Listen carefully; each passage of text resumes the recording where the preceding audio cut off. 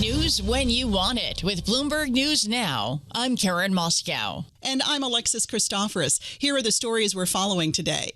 Alexis, we begin with the latest developments in the Middle East, where fighting continues. The U.S. military struck Iran for a second straight day, and Tehran retaliated against American allies in the Persian Gulf.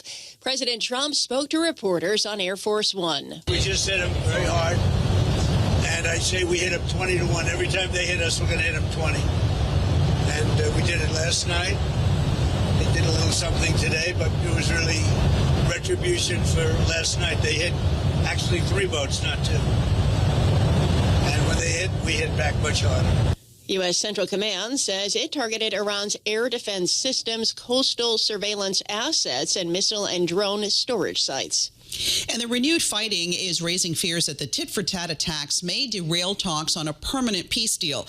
Both the U.S. and Iran are accusing each other of violating a memorandum of understanding that established a short-term truce. We get more from Bloomberg Middle East reporter Patrick Sykes. At the moment, it's more strikes than talks. Right? Remember, we have a kind of suspension of the talks at the moment while the funeral proceedings for the former Supreme Leader Ali Khamenei are going on. That is to conclude today with his burial in Mashhad.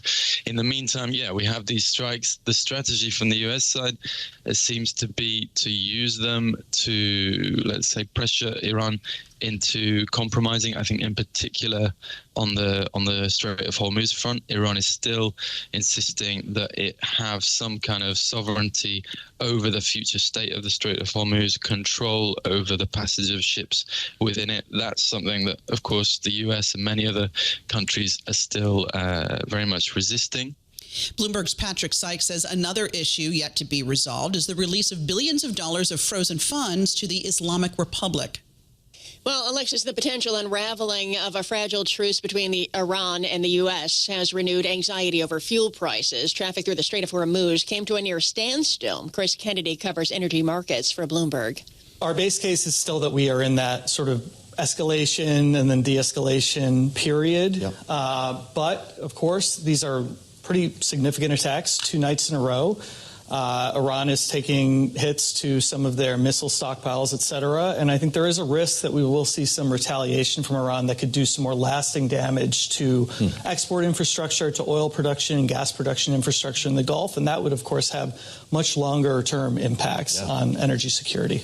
And Bloomberg Energy reporter Chris Kennedy. Right now, oil is falling after gaining more than 6% the past 2 sessions. Checking West Texas Intermediate, it's down 0.6%. It's $73.11 a barrel. Brent at $77.55. And Karen, major political news this morning here in the U.S. Graham Platner suspended his Senate campaign in Maine. Bloomberg's John Tucker joins us now with more. Good morning, John. And Alexis, the move by Platner follows sexual assault allegations. The 41-year-old oyster farmer and military veteran posted a video on social media. I know that some will think it's an admission of guilt, and it most certainly is not. We're not doing it because of the allegations. We're doing it because of the structures that are being taken away from us by those in power. Following the allegations, support from fellow Democrats collapsed. A crucial race for the party is now in turmoil. The main Democratic Party is going to hold a nominating convention to choose a new nominee. The process to replace Platner needs to play out before a July 27th deadline. The race to try and defeat Republican Senator Susan Collins is considered a must-win seat in their fight to take back the chamber. If Democrats lose Maine, their path to the majority is far more difficult. I'm John Tucker, Bloomberg Radio. All right, John, thank you. We turn to the markets now. Futures rebounding after yesterday's losses on Wall Street. The S&P, which was down more than 1% yesterday, closed down just 0.3%. The Dow dropped 577 points, or more than 1%. The Nasdaq closed the session up 0.2%. Right now, Nasdaq futures are leading the way higher. They are up 0.6%. And on the economic front, in minutes released from the Federal Reserve's June meeting, the first under Chair Kevin Warsh, a few officials said there was a case for raising interest rates. They ultimately supported the decision to leave rates on hold. We get more on the minutes from Tyler Kendall in Washington. The minutes tell us that the discussion really centered around inflation risks and restoring price stability.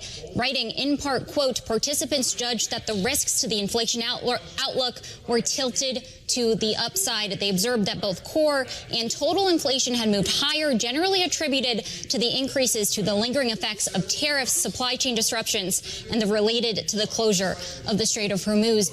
Bloomberg's Tyler Kendall says policymakers will next look to the release of June consumer price data on Tuesday. And that's news when you want it with Bloomberg News Now. I'm Alexis Christoforous. I'm Karen Moskow, and this is Bloomberg.